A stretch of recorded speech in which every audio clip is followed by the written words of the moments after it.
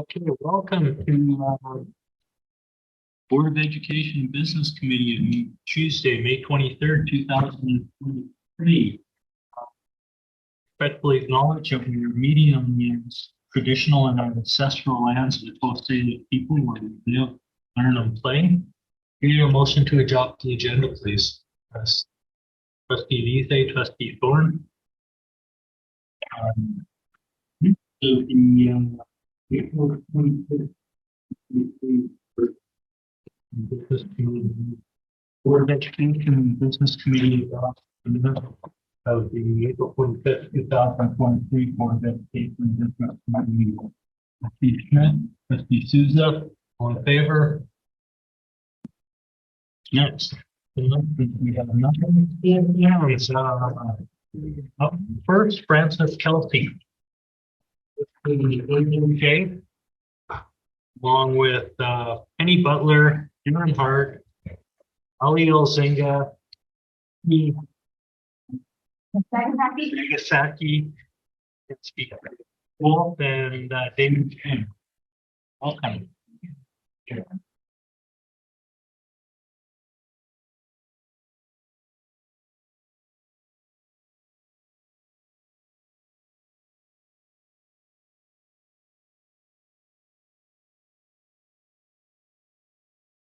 So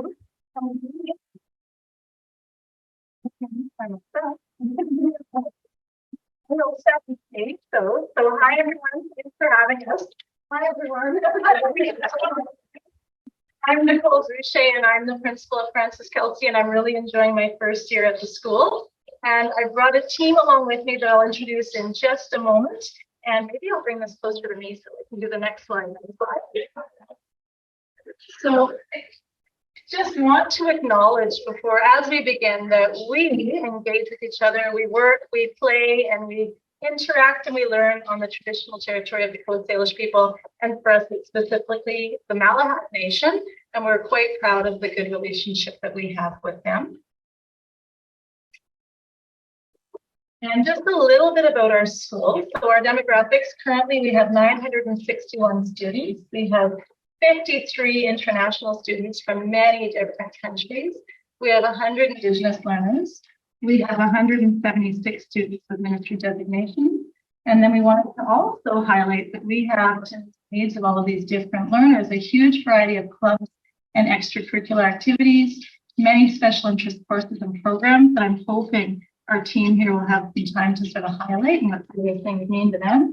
And we do have a really energetic and vibrant community. We have almost over 1,000 people. So you can't help but notice it's an energetic and very vibrant team when you walk in the school. Oh yeah. But we have lots of open areas. So I wanted to quickly, before we introduce our crew, take you through a little bit of our process, because what you have in front of you right now is not a finished product. We've been doing a lot of work over the course of the year and engaging our students, our staff, and our community in the development of next year's festival. So we've really gone through an iterative process that involved all of our staff. So that included our EAs and even our office staff got involved in this project as well. And so kind of a cycle of feedback looping where we did different sessions. And I think initially we were looking at our data and looking at what we had coming in, students that we had and what their needs were, and looking at the needs of the school. And from there, we kind of brainstormed what was going really well. So what are we doing that's great? And what are we missing? And once we identified what was missing, what do we need to do to get there? And we came up with a list of actionable items, and teachers would go to their advisors and get feedback from students. We did some student surveys, and we did some different focus groups, and we did lots of assemblies and meetings that way to gather data. To gather the action items that we were going to do to meet the needs based on our data. And then we did more feedback. So kind of took it back to the team over and over. And what you're going to see here is a lot. It's a lot. So we're still paring it down. But when you engage in the work in that way with over 1,000 people, you're going to get a lot. And we don't want to squash creativity and great intention at this point, but we have already, which fellow admin, we've pared it down significantly so far. So think of it as the exuberance and great intention of people that really want to improve their school and do well. So to introduce this awesome crew, There's a reason we brought these students, and I've got to stop because we've got to get on with the show. We've only got a few minutes. So you guys can maybe wave when I choose. Or how about you say your own names? Let's start with Ellie. Hi, my name is Alinka. I'm David Channing. I'm a grade 11 student at Saskatchewan. I'm Clay Wolf. I'm also an 11 student. I'm Denny Nagasaki, and I'm a grade 10 student. And there's a reason this team is here. We've got lots of engaged students, but this is a group who a couple of times have really gone out of their way to demonstrate their wonderful student voice. We had an assembly once, and I presented a problem and a challenge to students, and it was something that we were dealing with as a school that wasn't going well. And they approached me afterwards with a whole bunch of ideas for really great solutions, and we're actioning a lot of their ideas. Recently, they came to me by design. They, hey, let's get a group of different grades. We can get multiple perspectives. And they came in and sort of challenged the decision we were looking at making. And again, their advisor took it back to them, and they weren't really feeling it. They came back to me and they said, we're not quite sure about the scheduling thing that you're talking about next year. We're not sure we agree. And in that moment, I wasn't really wanting to hear what they had to say because we kind of had plans. And I liked it to work. And in my heart of hearts, I knew I had to listen to what they had to say. And then we started talking about, what might work for everyone and some good compromises. And so this is a really great group to engage in this work with us. And then maybe introduce yourself. I'm Darren Hart, Vice Principal. I'm Penny Butler, Vice Principal. All right. And so our festival right now it's big and it's beautiful, but a lot of it is action items that we are going to be able to do. I'm just laughing at the picture because we're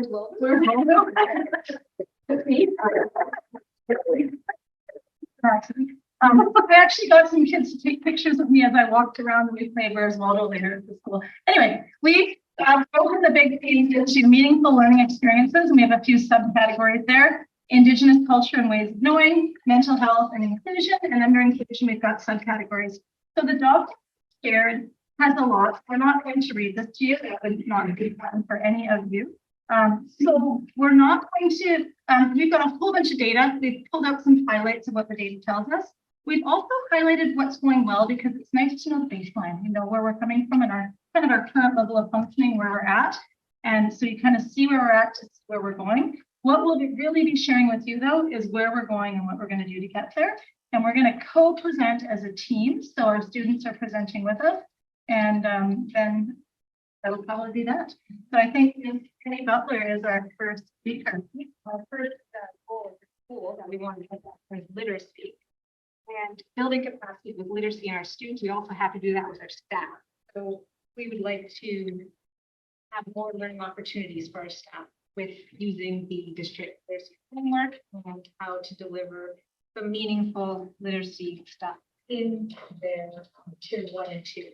And also implementing and keep implementing a tier 3 approach and building capacity with that staff to continue doing that and train more staff.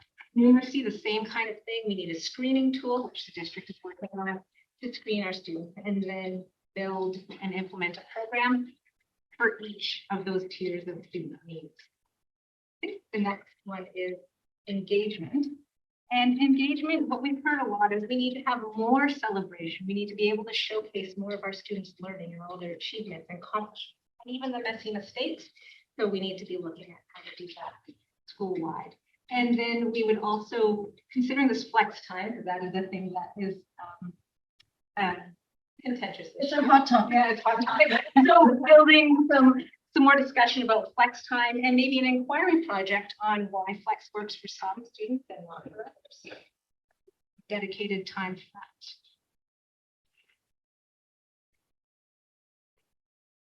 As was mentioned before, we are lucky to be out Malahat territory, and we have a good relationship with our Malahat partners. One of the things that we're looking for moving forward for this goal is under the umbrella of language, welcoming of language. We know that as a school, we have a lot of work to go in terms of language itself. So we want to bring in some outside speakers, potentially offer a language course for our students, get them used to the language, and have some of the ideas we've thrown around again in there, like word of the day, actually having them do some projects in the school, helping each other all learn together. And I guess for me, the one that stood out in all of the bullets we have, the one that stood out the most was to authentically plan and model actionable reconciliation. So do it together as a school and have the kids involved in this process. We have a few things going on right now in our school that are leading towards this goal, but it's one of those ones we really want to bring our outside partners and keep that collaboration and communication really moving forward. The three of us adults are just sharing some highlights so that more time can be taken by our team. And I think almost all of the students here are in these pictures. Put that there on purpose. So next year, we're looking to implement school-wide lessons with guest presenters on topics related to mental health and include more student input on planning of those presentations. As well as grade 11s and 12s next year, we're looking to consult them on CLE 10 mental health, which is a QA class, and how it could be improved and service the students a little bit better.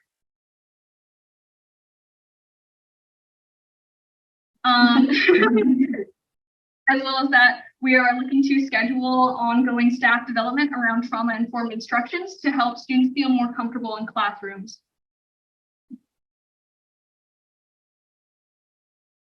Thought that was going to be you. Reestablish the mental health committee, which was something that existed in the past at some point, and include students on that committee, and re-administer a mental health survey, which we did at the end of last year. Do it again and update data from that baseline and use new data to upgrade or update the mental health literacy. We're also looking to develop advisory activities to enhance and teach social emotional learning strategies. So in the advisor classes in the mornings and that sort of thing, just little community building activities to keep people, the spirits high and build a more like a better sense of community between students.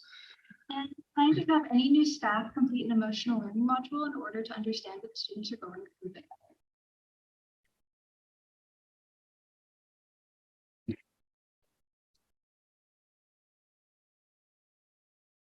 We're going to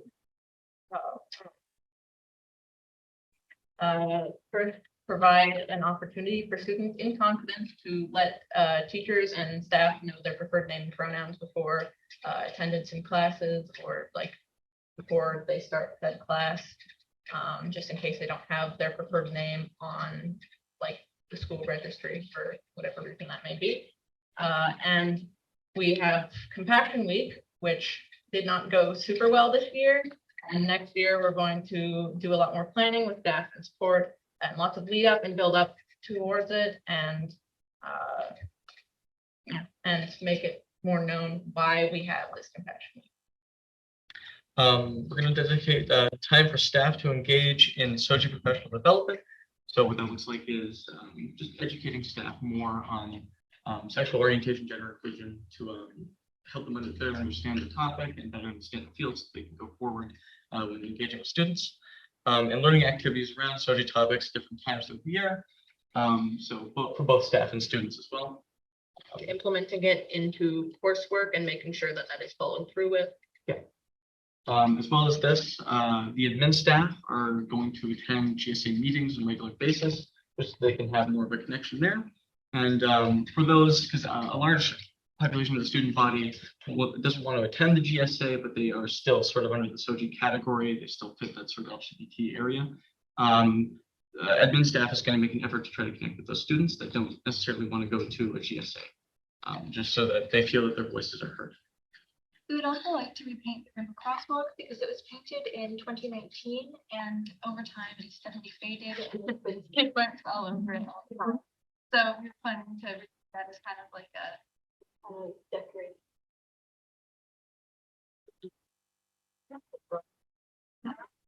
Before the last bit. Pretty good.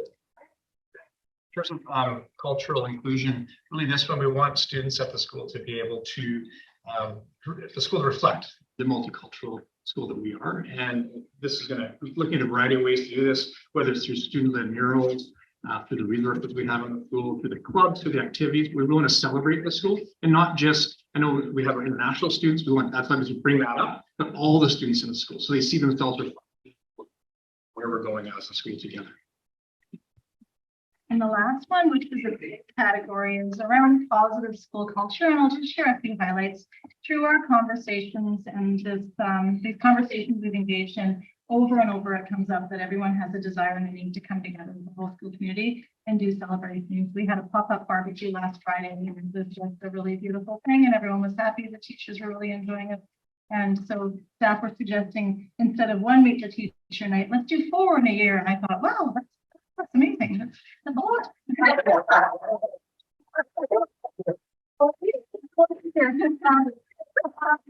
Really, the idea of showcasing and celebrating learning came up over and over again. I think at Francis Kelso, we do a great job of classes and events in the evening. We get to go first because we have to whisk these wonderful students off to a rehearsal that they'll be late for when we get back to school. So lots of kind of those events, but how can we showcase students across the spectrum of all of the great many talents that they have?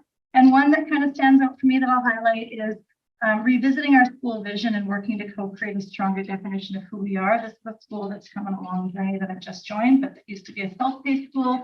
Now it's not. The role of the advisor has changed significantly, and we talk about valuing relationships overall, where the advisor might have traditionally been there to maybe check work. And so that heavy lifting has been done before my time, and we're sort of ready for what's next and where are we going. And so it's sort of an exciting time. And this was, I guess, after one of our school surveys, or sort of popped out from students around our school and things like that. Yeah, that's good from us. And so much more we could share, but those are the points I thought we'd give you. And if you're bored later and need some evening reading, you can take that yellow document home with you with all the things that are going great and all the other things you want to tell. Okay.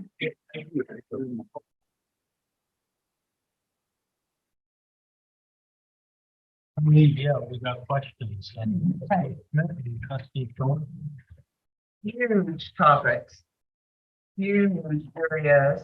And thank you guys for coming and talking to us and talking to a bunch of people that you don't know, but we really value like who you are as citizens in our community and not just students. And so thank you for taking the time and thank you for really highlighting the mental health piece, because it's been such a huge concern of ours on how you guys are doing and you know what's needed or what's missing in it.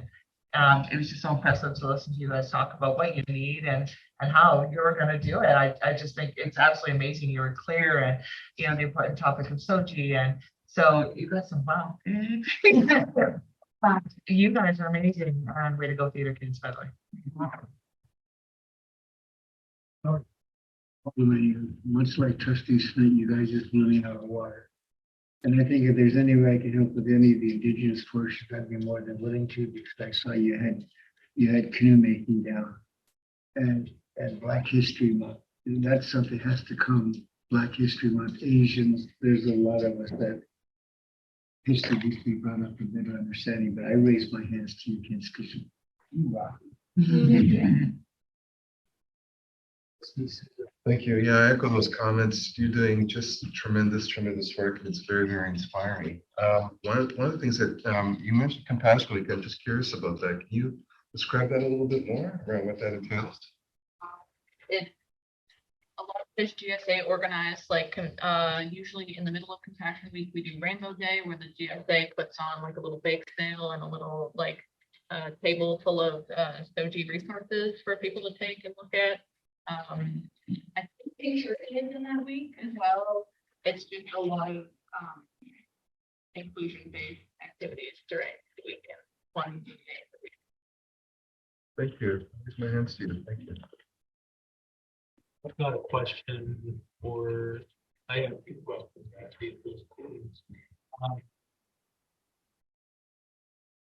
was it you approached the teachers, or and how do you feel they're listening to you and taking your ideas? And If one teacher won't, then Ms. Boucher does. And I would say most of the staff are pretty good at listening out and listening and hearing out students' ideas. Yeah, it's been really cool to actually start getting involved, because we've seen a lot actually being done when we say, we think there's a problem here that needs to be addressed, it usually gets addressed and they are really, really good about it. So, yeah. I don't think I've ever had teachers like start to advocate for students as much as I have been at like Kelsey, and I've never been able to like directly talk to a principal or big changes. So it feels like a really big deal, and I'm really glad to make progress. And so, the one grade 12, and you guys are grade 11. So you guys get to carry this through to next year and teach some other people how to do this.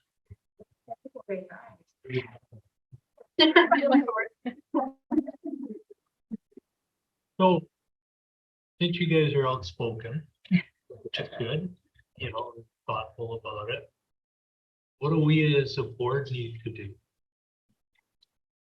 I doubt most of us know what the board does very well, but It seems like you guys do a really good job at hearing students out whenever they bring up concerns, at least from what I've heard. So I mean, continue doing that. Yeah. If there's anything you can think of, let us know. Thank you very much. I'd love to hear Mount Provo. My children all went there and one still does, but we do have to get this team back to theater. I have special permission from their teacher to bring that. You want to plug your play? I'm doing Francis Kelsey's Midsummer Night's Dream next week on Tuesday, Wednesday, no, Wednesday, Thursday, Friday. Yeah. Oh, About the horses getting pressed, Kelsey, and the you? Doors open 6:30. 6:30? Okay. Like after 7. Yeah. And if the students had more time, they would tell you about the beautiful inclusive environment that we in the theater. It's just stunning. Yeah, Miss Roberts, she's amazing.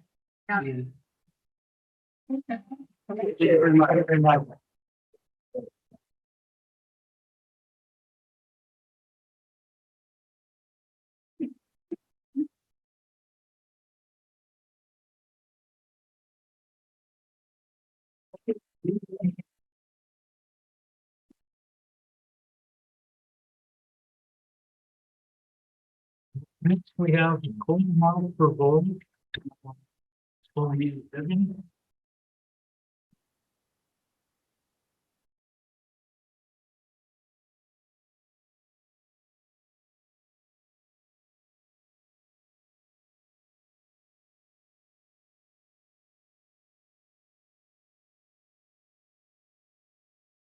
We have Principal Ian Zibin, Vice Principal Sandra Buckland, student Sarah Kaney Mira,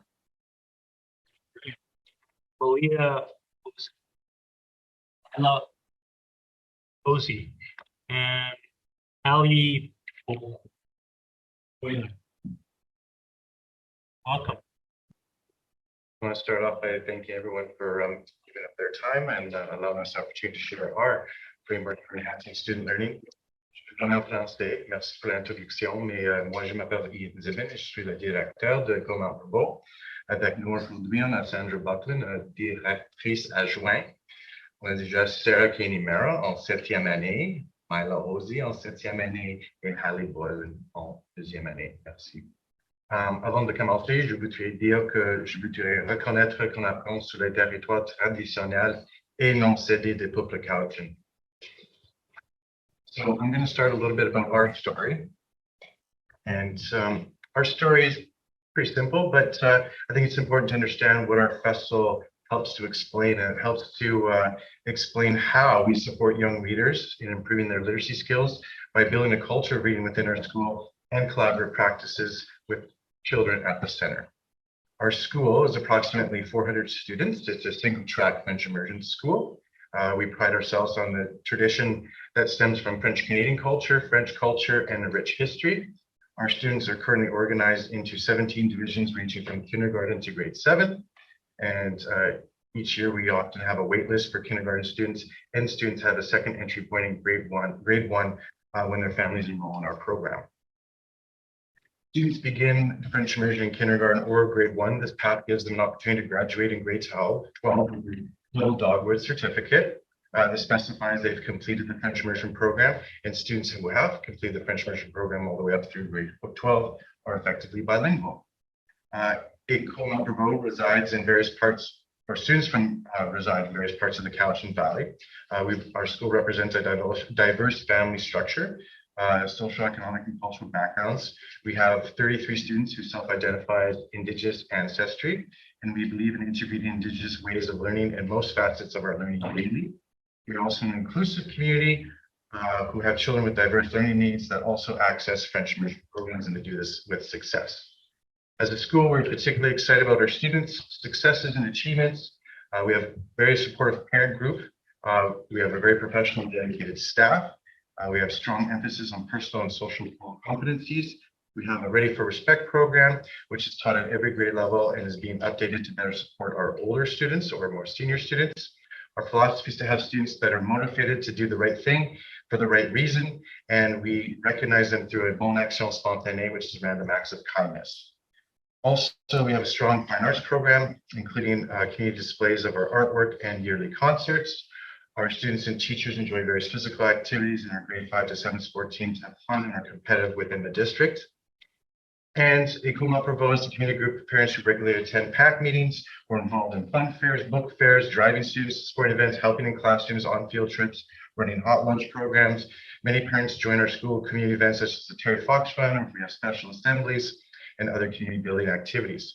This strong parental involvement in the school activities and the support that gives our school and the students is an integral part of our success. I would now like to invite Sarah to come up and say a few words from a perspective of our learners. So here is Sarah.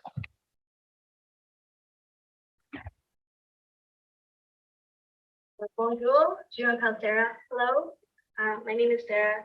Today I'm just going to be talking about my experience and the advancement of being in school. So I started French immersion in 2016. I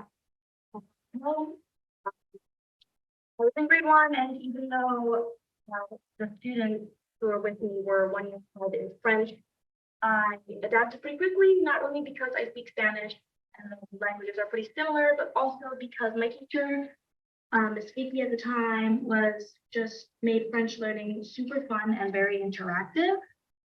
But in 2018, my parents decided to move to Duncan, and I started at École Mont-Brebeau, and my sister also started in kindergarten. And I've been at École Mont-Brebeau. I feel like there are many advantages of being in French immersion school. Not only the fact that you can eavesdrop on French people speaking conversation, but also because second language learners have a strong executive function than their counterparts. This means that they're often better at planning, focusing, and achieving goals. They're also better multitaskers and critical thinkers, and some research suggests that being bilingual also provides significant creativity boost. And also, it looks good on your resume.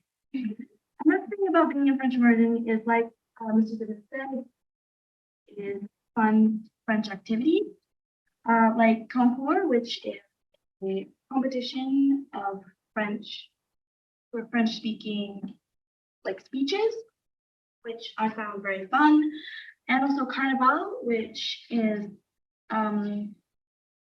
Carnival is something celebrated in French from February 3rd to 12th.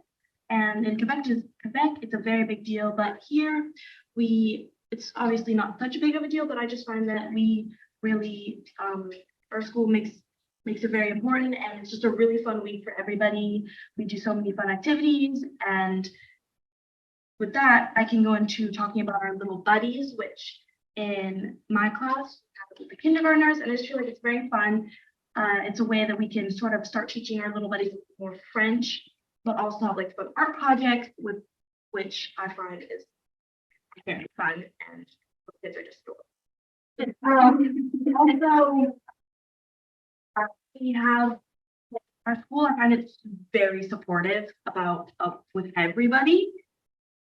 Like if you have a problem with it, there's always someone you can talk to. You never feel like you're shunned aside. There's always someone for you, especially for our LGBTQ community. Like if you've seen it, we have like a rainbow crosswalk.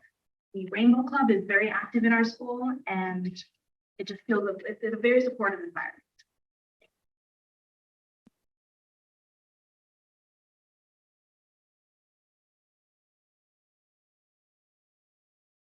So we have two main goals in our plan, and one is literacy and one is social responsibility. And I'm going to talk about the literacy goal. So literacy, our big focus is on reading. Something we were noticing with our students in the last few years is that many students were coming into our school and moving through the grades, and they were really struggling with their reading. Their literacy skills were not really where we needed them to be. They weren't progressing where we wanted them to be. We wanted them to be in the proficient level. And we saw lots in sort of the emerging and what's the word? Thank you, developing. So they didn't have a good grasp of the basics. Phonics, phonemic awareness were areas of weakness. So students struggled. They struggled to decode words and to encode. So that's their reading and their writing. The data from our literacy assessments also showed us that we were having a little bit of trouble. So we needed to change something that we were doing. So our goal was to say, well, what can we do to change things? How are we going to support our learners? And some of the things we're doing and that we've started to do are supporting that's our why. So what are we doing? We're now doing some buddy readings with our classes. So as Sarah mentioned, they do buddy classes, but we also focus on reading. So every couple of weeks, the classes get together at a certain time, the whole school is reading. Another thing that we're doing is making sure that we're building vocabulary, because in French immersion, in order to read, you need vocabulary, and it's so important. That's what they need to start with. So we really focus on that. We have word wall. We used to do word walls. We're trying to do more sound wall based to get our phonics part in there in our classroom.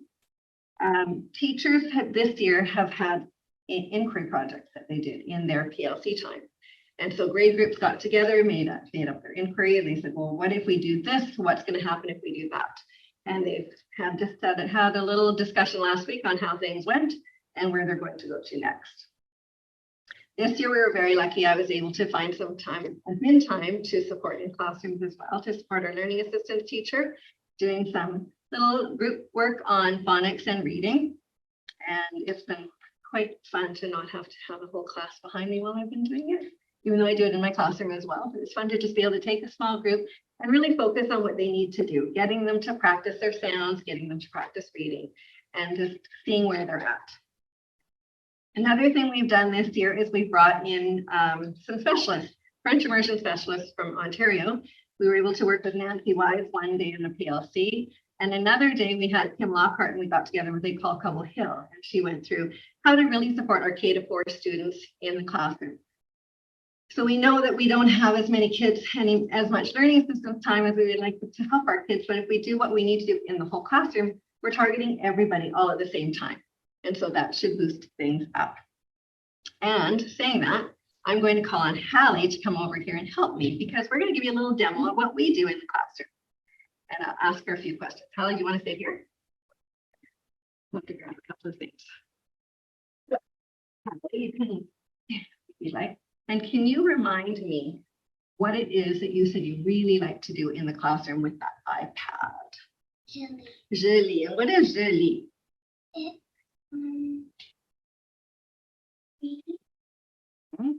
And what is so special about it on the iPad or the computer?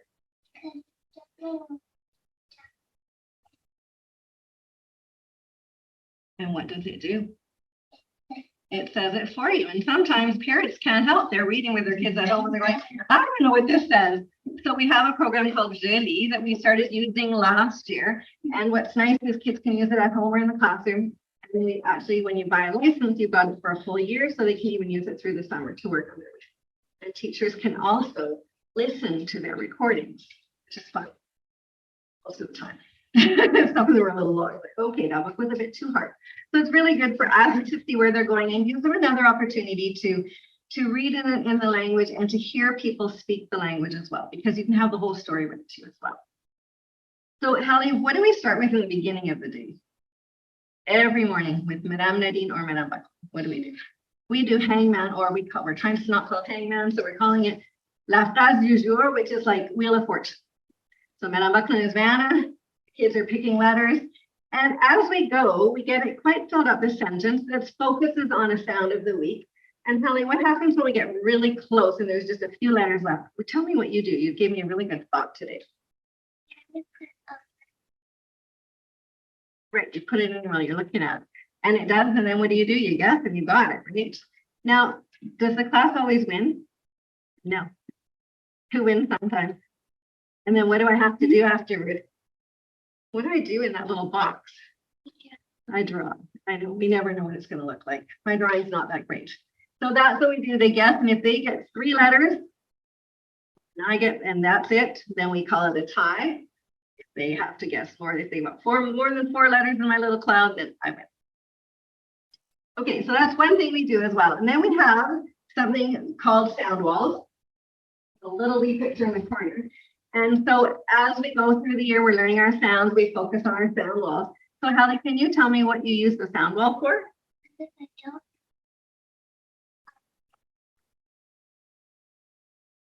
Yes, you use it when you're doing your writing, correct?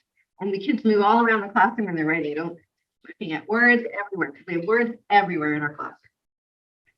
And then another thing we've just started doing is trying to get some more decodable books. For French immersion, these ones, there's some really easy ones here. And the reason we're doing that is because sometimes some of our books are very simple. These are very simple, and it's just focusing on sound. Once the student knows O and U, they can do lu and la. Makes it really easy for the kids to just get that confidence going. And then they get a little harder. So you can see they work up. And Hallie, you told me you liked something about these books. Lots of pictures. And they're kind of a little more modern too than some of the other ones that we have. And we've just purchased a whole pile for the class, and whenever it's reading time, that's where they are, and they're ignoring all the other books. But what we like about these two is they don't throw in some of those words that are just like weird words that the kids can't figure out at all. So we got easy readers, and all of a sudden they get to this word and it's like, where did that come from? So they really focus, the decodables are working more to really support those learners. And we are going to do a little demo of something that we do in the classroom with our whiteboard. I just have to write a sentence.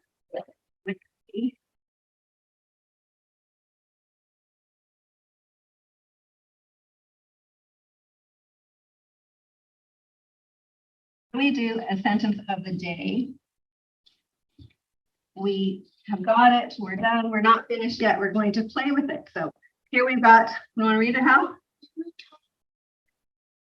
Okay, so le mouton joue avec le loup. So that's the sheep is playing with the wolf. Hey, that didn't happen, but you know what? In reality. Can you tell me, when we look at the word mouton, can you tell me the sounds in mouton? Okay, so when Hallie and when the class tells me the sounds, I do a dot or a line. Can you tell me what the line is for? If there's 2 letters, then it makes 1 sound. There you go. So that's what we do as a practice with the whole class. And then sometimes we get out the whiteboards and we do some spelling. So we're going to do a quick one with that one. Here's your book. Here's your whiteboard, kiddo. And careful. All right. So I'm going to give you a word to spell, and you can just write the word however you want to. Ready? Okay. The word is bouge.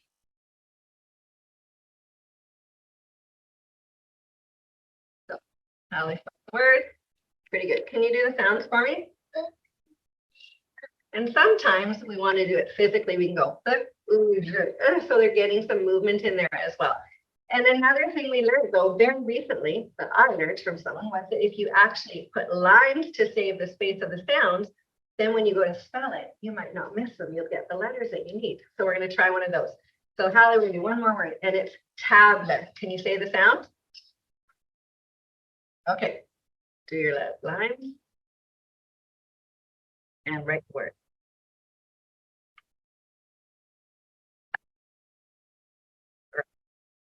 She is not tablet. So these are the things that we're trying to incorporate into our classrooms to support our literacy programs, and just really trying to make sure that we're supporting all of the kids in the classroom. And doing this, whether a kid is a stronger reader or not, they're all learning something and using it to move forward with their learning. And I have to say, I just checked Hallie's reading with our latest assessment, and she was a red in the beginning of the year, and she's up to a green right now.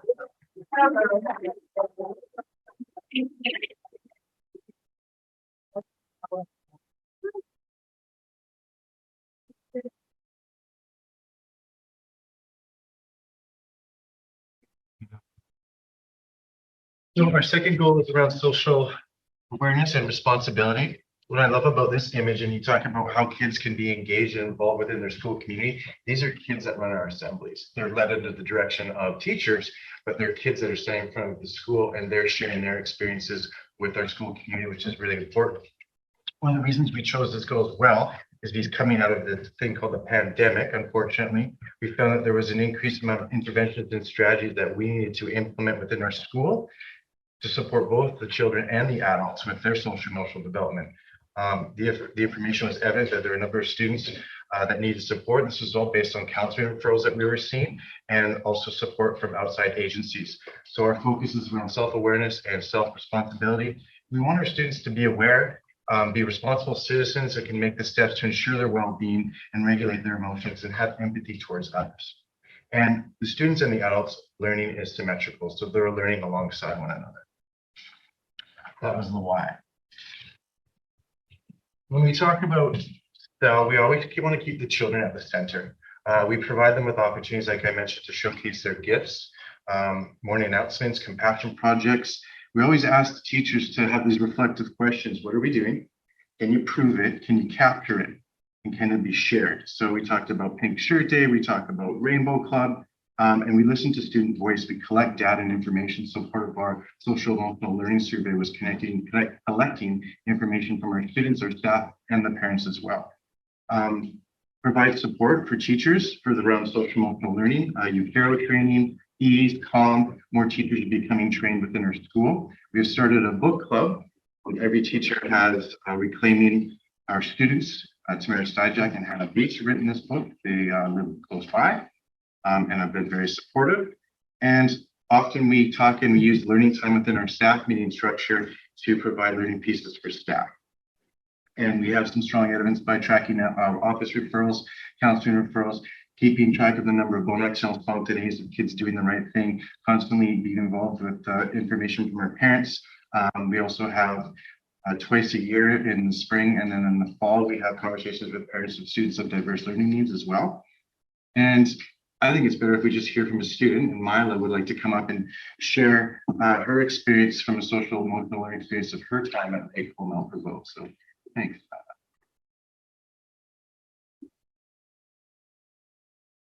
Bonjour, je m'appelle Mara. My name is Mara.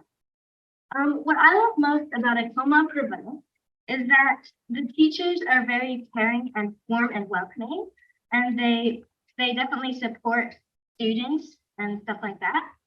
And I've made lots of friends throughout the years that I've known since kindergarten. I've been at École Provost since kindergarten, since I was 5 years old. And there's been many good times at school, like the fun fair, which we do once a year, which lots of schools do, but it's really fun. And then there's class parties that we do on like festive affairs. And there's lots of winter concerts, which are really fun. And so the reason why I went to a French immersion school is because my mom is Quebecois, and we also live in a bilingual country, so it's good to know both languages. And languages are super crucial to be able to meet. And we go to Quebec every year to visit my mammy and pappy, which I call mammy and pappy, even though they're grandma and grandpa. But and they don't speak English, so it's better to be able to communicate with them. Besides regular classes, I enjoy some of the extracurricular activities, such as Young Authors, which is it's Sarah did it, and it's where you do writing, and it's like a competition, and you get to meet up with different authors and stuff. And then there's the Reading Link Challenge, which you have a group in the library, and you get a couple of months or a week to read one book each, and then you explain it to each other and do like they ask questions and you answer them. And then there's the drama club, which is what he explained, like on different occasions, like Pink Shirt Day and Orange Shirt Day, they go up and they present in front of the school. And there's the 3D printing club, which we did a couple weeks ago, and we made little keychains that say our name on it. Another thing Tacoma Provoke provides is the Little Buddies program. I have a little buddy and she's in kindergarten as well, and she's basically like a sister now. And it's good to make like little kids feel safe because they actually, like at recess, they come to you and stuff if they feel like they're like something that like I don't know. And then the school is like a family, and social emotional help in the school is really important. So thank you for your time.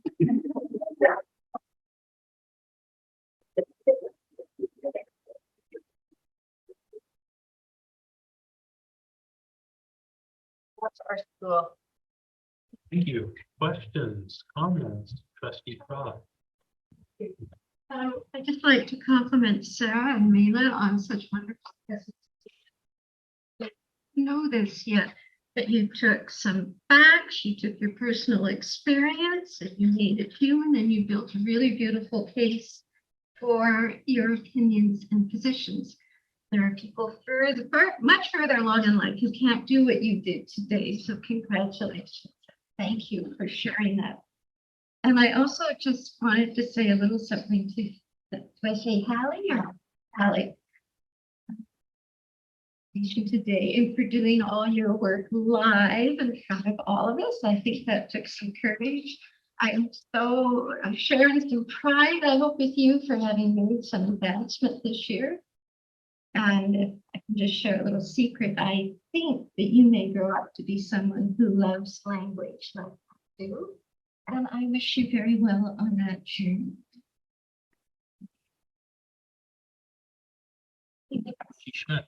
I'd like to thank you for telling us about where you're at and how you're getting there, getting better and how you're selling piece. Like it's so great to see that baseline of where you are and your honesty about letting us know that that's where you're at and where you lovely young people are at. I little bias over the one in the middle there because she happens to be one of my students too.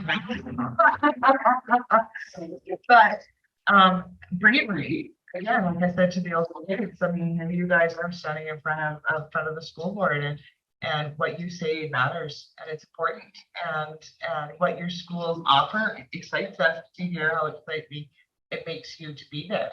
And so, thank you so much for telling your stories today and giving us the gift of laughter as well.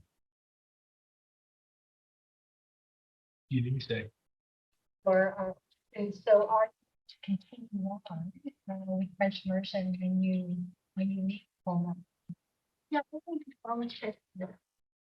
Unfortunately, I'm not going to be continuing. I'm going to the Adage school, but I always remember my French. Why not, you know?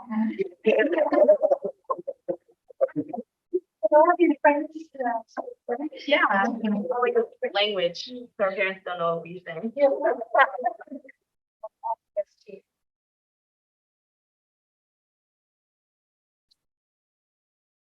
So, students, you really like your school. Do your teachers listen to you when you have a problem?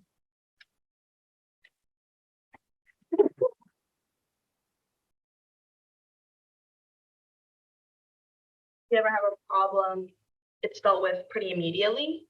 It's not like held off. It's always like if there's a problem at lunch, the teacher will immediately go and figure out what's wrong and happening. I feel like that's always very important to not feel like you're being shut down. I've had one teacher for like 3 years now, and like 3.5 years almost. Yeah. You could say the grade levels.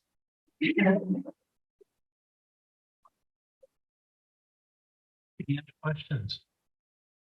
Okay, thank you very much for your presentation. That was great. Thank you.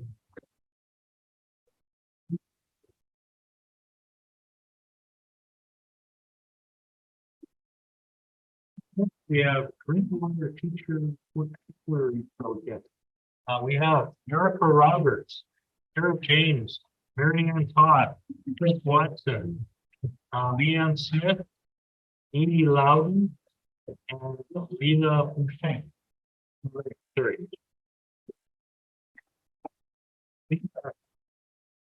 Lisa. Yep. You? Thank you. We'd like to thank you for having us here today. Thank you for the introduction. We'll just quickly say our names so we can put a face to the name.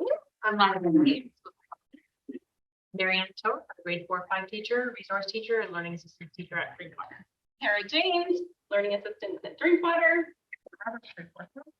Leanne Smith, grade 4-5. Watson, grade 4. Lisa Herman, literacy coordinator in the district. And Patricia Edwards, grade 3-4 at Drinkwater, and Amy Loudon, literacy coordinator, send their apologies today.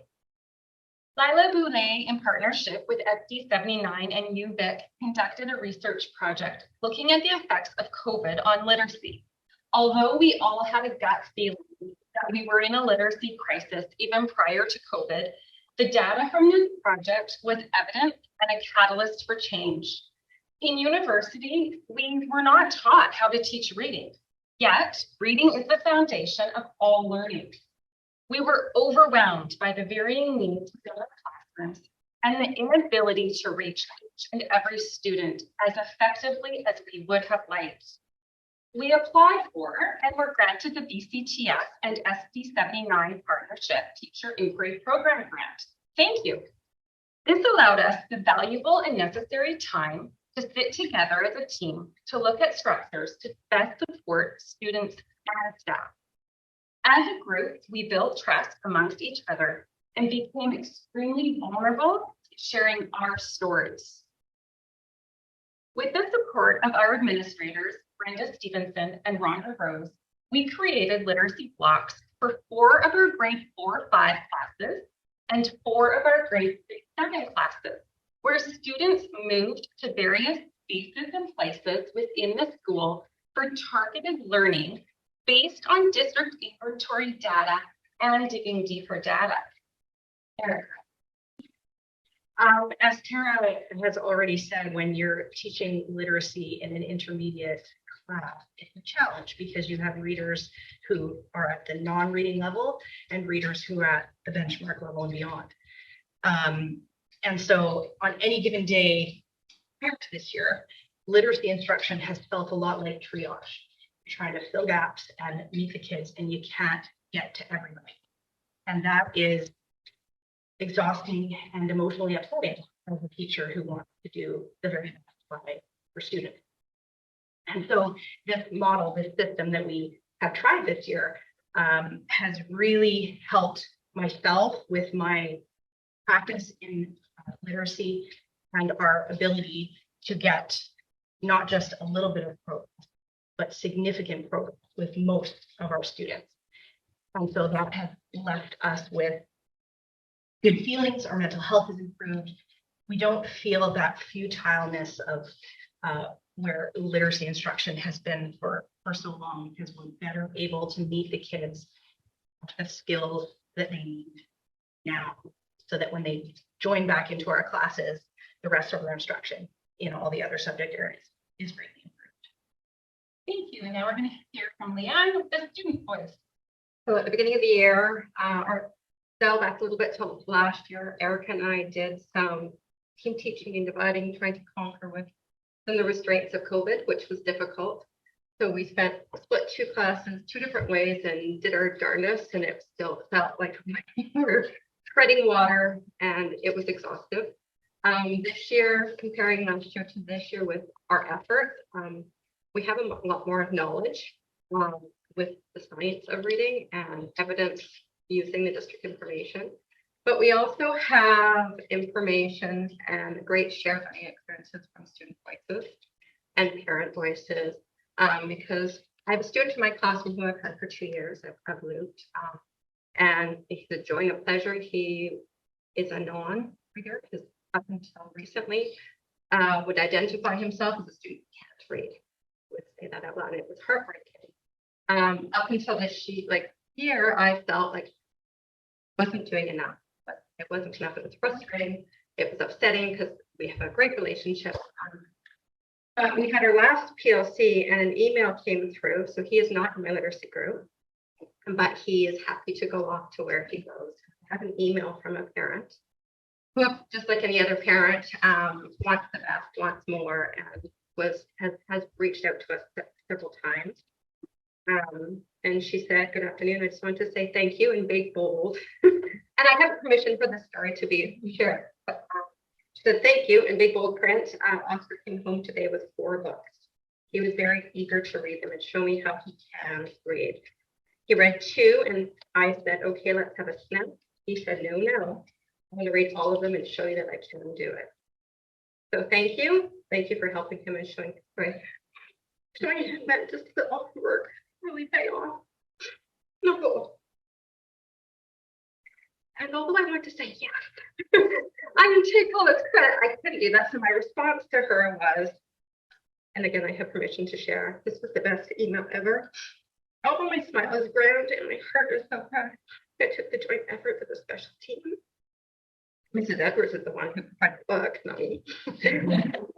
With Brenda, Tara, Miss James, Miss Edwards, Miss Toth, Miss Roberts, Miss Woodwork, Mr. Watson. We all had a common goal that has made the celebration much sweeter, and I couldn't have done it had we not been focused on evidence, strategies, student voice, that it was all centered on growth, and our literacy goals." So I'm not supposed to cry, but I did anyway. I just was grateful for this opportunity to share that a parent and a student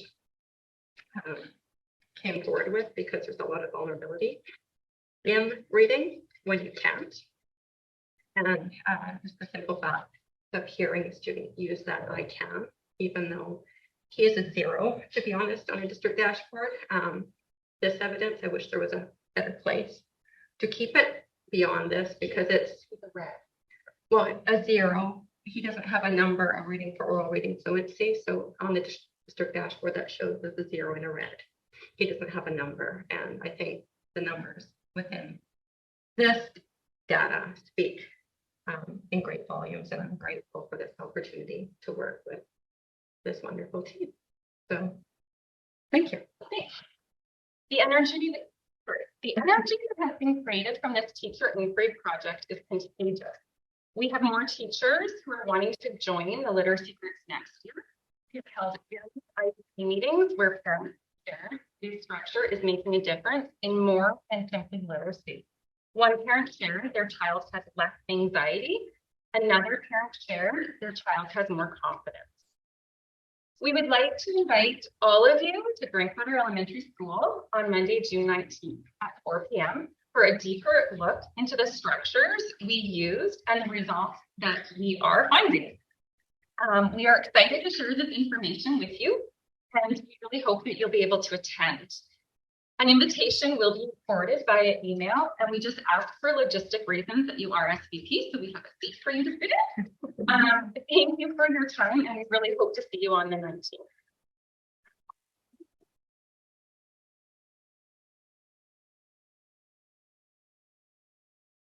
Questions, Mr. Thorne? Thank you. You know, you did some amazing. I know that we've got some great teachers in our community that we're proud of it. But when somebody shows the fear, you don't know what that does to this board. It just makes us realize that we got the best. So I want to thank you.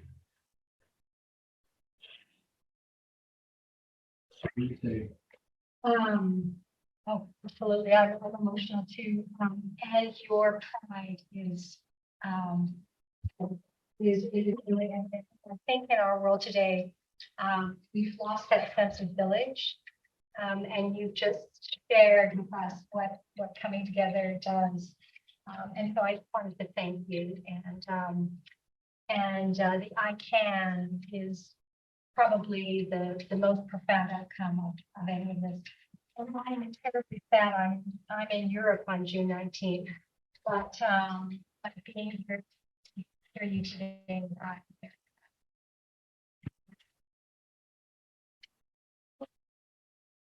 Well, what everybody said, I mean, thank you for sharing and thank you for bringing free literacy to our students, for making it available to them so they can learn it in so many different ways. And that, from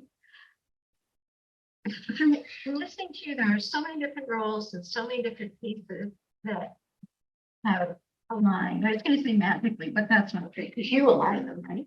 I just wonder if you could sort of speak to any kind of thoughts on what kind of mechanisms are working together and how and why that's important to what you're accomplishing. I will start. First of all, I mean, the teacher inquiry has allowed time, which we don't have enough of, to collaborate. Without that time, as well as additional time from Darlene, and thank you for that. We can't, it was a very time consuming, all encompassing thing to get this system, this way of teaching up and going. I don't know how to get more time out of anybody, because that's what we just don't have enough of, but this inquiry has allowed us to do that. Because we've had to meet regularly. We've given up lunch hours and after school mornings to talk about what are we seeing. There's been a lot of progress monitoring, and because my students in my class swim off to their literacy group, it's a lot of connection. How is my student doing in your group? What are they doing? Where is their progress? And so it's that time piece is key to this. Great comment you made there. They have become from like my student to our student. That village. Yeah. I think we all sort of described this year. We tossed aside our bag of tricks and we worked together with a fresh start. Pieces that we had clearly weren't the best for our student needs, and having that opportunity to learn together with common language and resources was like, it was a relief. It was a relief, and I felt supported. I really did feel supported. I think it really takes a supportive administrator as well, because this, there's a timetable scheduling that needs to be looked at right from, before school starts, supportive in just being evidence-based, research-based materials.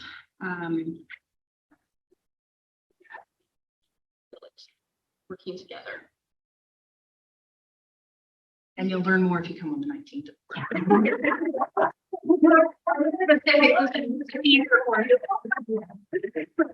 Was a whole school involved in this? Not yet. Not yet. Have teacher autonomy, and if you kind of need to do this, their backs go up, and so it was an optional thing. Our grade 4-5 teachers were all on board, and most of our 6-7 teachers were on board. I am quite close friends with one of the grade 7 teachers who I run along, and she recently shared how she cannot believe the difference and the impact that this has made.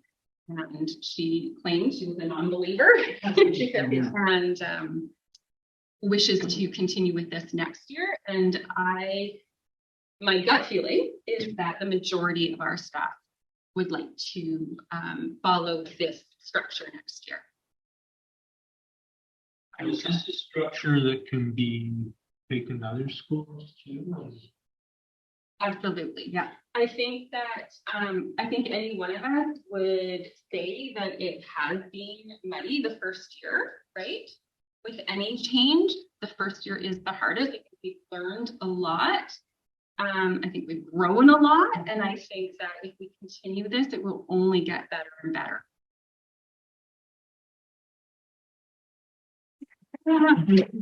You say when you go to university, and I've known this, they don't teach people how to teach people to read. What do we do for our new teachers? Like, what do we need to do for them? Absolutely. I think there are some changes coming forward. That I can share with you as of currently. Practicum students that we've had in our schools have said to us that they have learned more from sitting through a PLC than their coursework. I'd say ideally the universities need to move away from generic general language arts strategies courses to a course on how to teach how to read. they need to look at the research that's out there on how the brain works and how we learn to read. Yeah, and there's some shifts happening. I know it depends on the professor. In the NIMO, there are some students coming to our district that are speaking the language. And it was the first time I had ever heard of Zoom teachers using words like phonemic awareness and phoneme mapping, correspondence, and orthographic mapping. And Jan and Lenore were really open to having Amy and I as literacy coordinators come to the Cowichan campus and spend some time with their student teachers. So they are also admitting that they're learning. So Amy Loudon and I, and Rich Reddy went. I think Karina Fitzner went from our district, and they opened the doors and let us spend time with the student teachers. And then we have them in our schools. So I specifically ran through some assessments with them, so they kind of learned that, and now they have that information. But it's still maybe a trickle, and there's some universities that are not listening or open yet. Question, trustee Dolan, because I was just gonna go down. I want to say that you're a gift. You're all really appreciate it. You're all such a gift to this district for what you're doing and how you're going about doing it, the willingness to share. To maybe nudge when the nudges need to be nudged, because sometimes we all get stuck. And I want to thank you guys for taking that time. I know that your jobs are really big jobs. I mean, you're taking care of the most precious gifts we have, and that's our kids. And every time we have a presentation like this, we think, but today just seems different to me. Today there's more hope than ever because of what you've discovered, how you're going about doing it, and spreading the words that things need to happen differently. And I just want to say bravo and thank you for your courage to look at this, tear it apart, and give our kids the opportunities that maybe they didn't know they could have. Trustee Croft. You have a question, didn't you?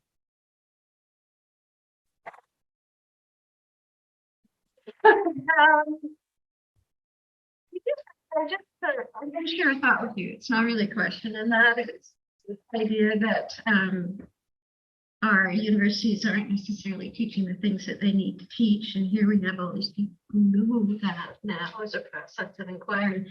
And I just wondering out loud if there's a role for our board in doing a little piece of advocacy anyway towards our friends in advanced education, and not to put it too colloquial, but say, what the heck? Like, we have all this expertise resident in our schools, which took a lot of time to do, and it's not some way to make sure that that kind of expertise makes its way to students, like you said, on relatively casual basis, going into Cowichan, going to our campus at the campus at PIU at Cowichan and that kind of thing, and sharing the expertise. So anyway, I just want to let you know I'm going to watch for these opportunities that, and hopefully we can. If I could add to that, I would like to say I consider myself still to be a student of learning, and I feel that the time and energy that some of our district specialists, like Lisa and Tara, because they have put in a lot of their own time into their own research and studies and courses, the time that they have had with us, the value in that cannot be spoken to in words. And traditionally, learning assistants, Tara's role would be, okay, here's my students who are not meeting benchmark levels for reading. Fix it. That's not in a wonderful world. It would be great if we had all those people that can work in smaller groups with our kiddos and give them that second and third and fourth kick if they can. But I am so grateful that the knowledge is being spread, and I would hope that this opportunity to have a degree and extended to us, because our learning is not finished, it is still going, and I feel that it would be very difficult for June to be our end point. I feel like the time that we have as a team and with our district supports people, it would be wonderful if we too can continue on this journey, because we're not finished, we're only just beginning, and 1 year is not enough time to do the best for our learners. Thank you for that. So how do we continue that? I think as a team, we've already shown and agreed and committed to sharing out what we have been learning and experimenting with, because we're not experts, we're experimenters and learners. And I know we have discussed opportunities for professional development on the union professional development days. But also please check back with us for the district non-instructional days, because certainly the day in April was great. We, I think, had a captive audience when we presented some of what we were doing, and we'd be willing to make sure that we share what we're learning, because that's how we're going to, I think, get this well from the ground. Making sure those opportunities for us to share are there. Thank you. Any Well other said. questions? Thank you very much. That was great. Thank you.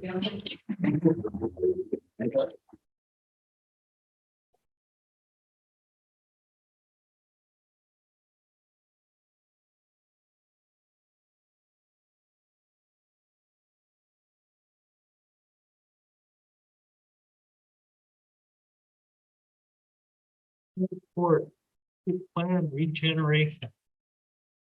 Yeah, thank you. Presentation is prepared to share this plan moving forward. Thank you, Val. Good evening, everybody. Like I was just here doing this not that long ago. Let me go ahead and share my screen here.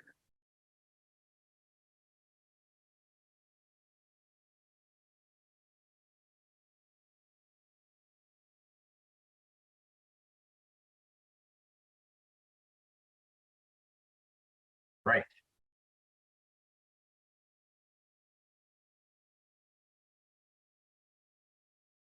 Right. Thank you everyone for having me today. I know what Jason feels like now after coming in with this budget stuff after all these wonderful presentations. Good thing, Jason. So I want to come back with a bit of a revised strategy regeneration roadmap that we've discussed over the last number of meetings. So as you recall, with this strategic plan regeneration, we came to the board at board planning.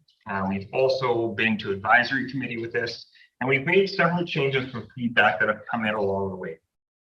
And so tonight I wanted to bring this back to the board and discuss the changes that we've made and also the plan in itself.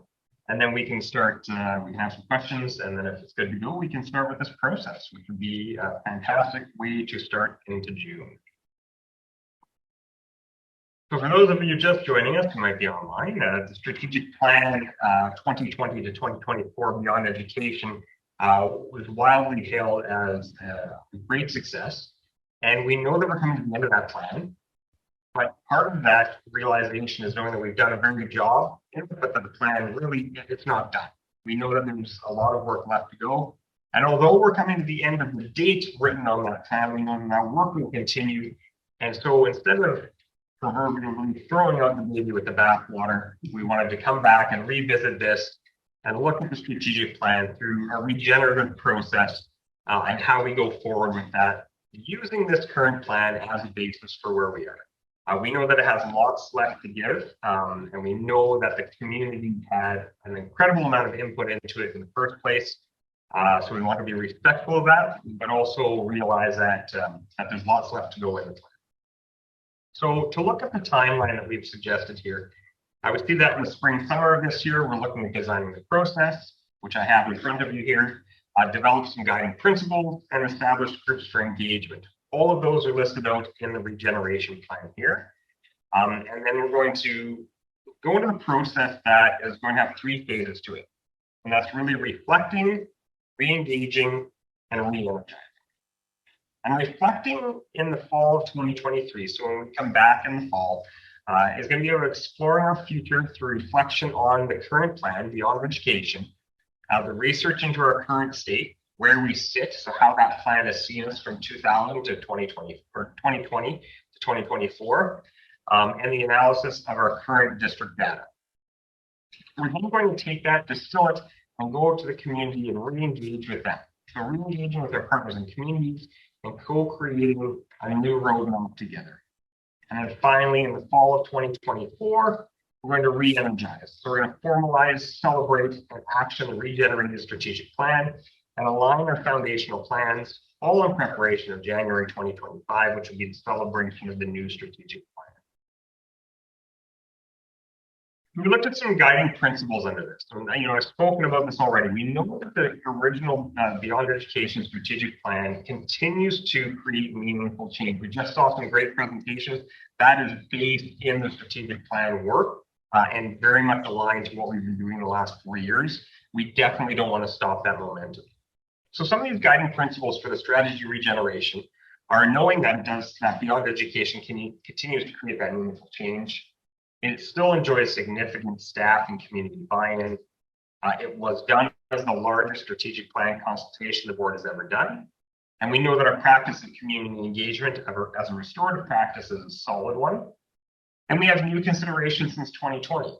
So all of those listed in district authority scan and the action plan that came out of that, the K-12 BC Provincial Anti-Racism Action Plan, our identity, belonging, and connection policy and community of care pledge that were all kind of tied together, our post-COVID misinformation environment, childcare component of the ministry, and climate change.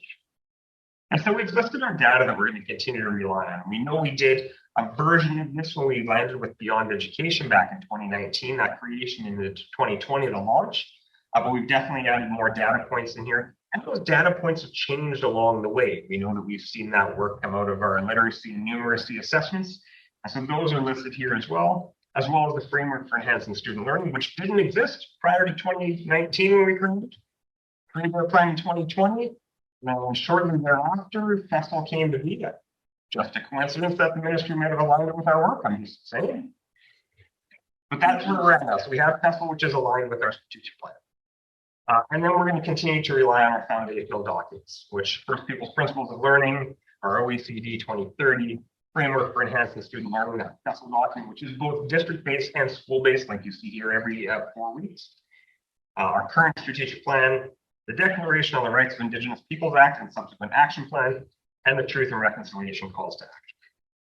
Now, I've talked a little bit about the regeneration structure, which we're again putting the 3 phases that reflect, re-engage, and re-energize.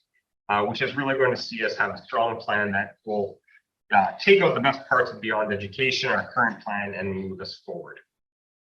So our reflection process, we're going to see our district leadership team compare current data with our strategic plan goals, and we're going to refine that down and distill that for you, as well as for those that we present to.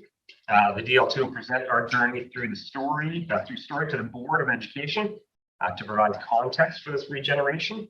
It's going to be modeled after our FESL peer review that we did a couple weeks back with the provincial government. And that was a story-based journey on how we've gone over the last 4 years and how our strategic plan has aligned with the framework for enhancing student learning and the data that backs it. Now, the board, with the assistance of the district leadership team, will present the analysis to our advisory committee. And then we'll present it to principals and vice principals because they're on the ground. We see that every 4 weeks here. They're actioning that FESL and those documents down to that school level. Then we're going to look at re-engaging. We're going to take that process back. We're going to distill that down and look at the questions that we're going to ask our community and the process behind that. And then we're going to re-engage. We're going to look to the board to help and run the government engagement. So all local government partners, including our Indigenous Educational Councils, our different Marin councils around here, MLAs, MPs, and different leadership groups. We're then going to take it to our educational partners. So that's going to be run by the district leadership team and supported by the board. And those are any teams, any people who have a vested interest as delivering educational services inside our organization. We're going to go to external partners like we've done last time. School communities, which will be run by the principals and vice principals, and that's going to address staff, students, and parents at every school community. And then the larger communities, those that might not be directly connected to a school community, that we're going to have a survey that's going to be able to go out for them.